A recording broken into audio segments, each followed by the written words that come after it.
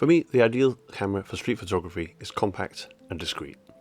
APS-C is my go-to for this reason, as well as having access to a ton of native lenses and the ability to comfortably shoot at moderately high ISOs. But what about Micro Four Thirds? Well, I just picked up a Panasonic Lumix GF2 for a ridiculously low price, so I'm about to find out.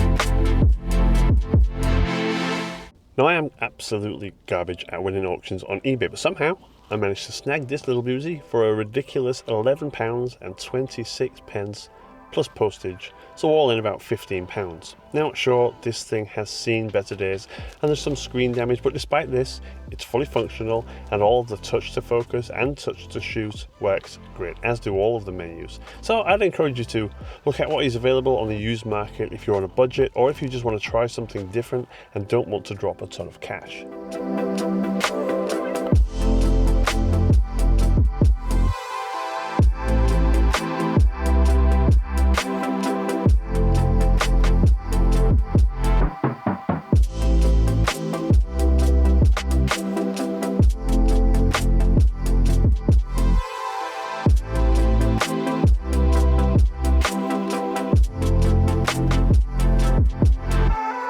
The GF2 came to us in early 2011, which makes this 11 years old at the time of recording, and it's sporting a 12 megapixel live MOS Micro Four Thirds sensor with a fixed touch control LCD screen. The GF2 is significantly lighter than its predecessor, the GF1, coming in at around 310 grams, which is 75 grams lighter than the GF1. But with that said, the cameras are very similar with regards to specs, with the main differences being the touchscreen and the 1080 video being introduced on the GF2. Both cameras shoot RAW and JPEG formats, and both cameras have access to the exact same lens lineup, but neither camera has any kind of weather sealing. Let's have a look at what kind of images are possible with the GF2 and a simple 14 to 42 kit lens.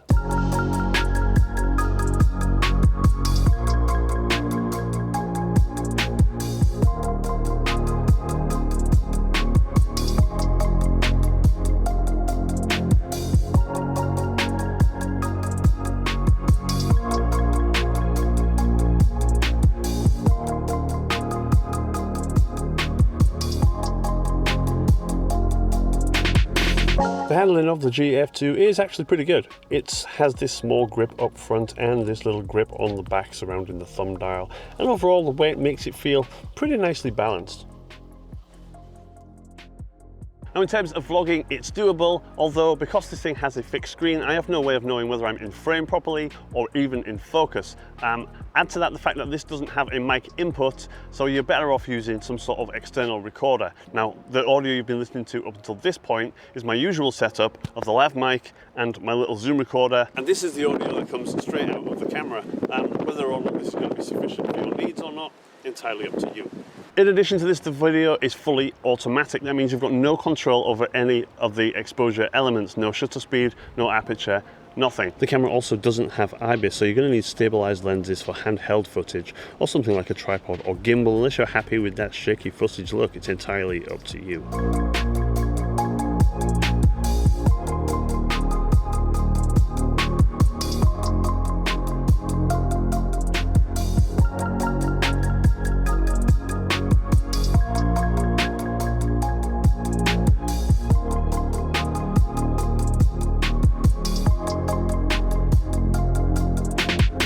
Now, I'm not going to talk too much about the My Color and Scene modes, other than to say they're kind of fun. Not something I'd really use, but kind of fun.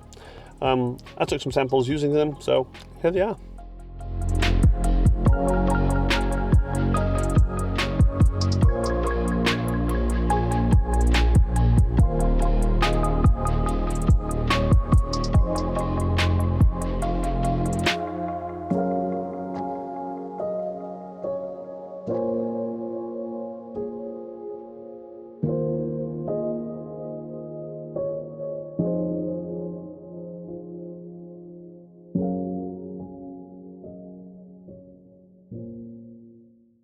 I'm of the opinion that there are no bad cameras.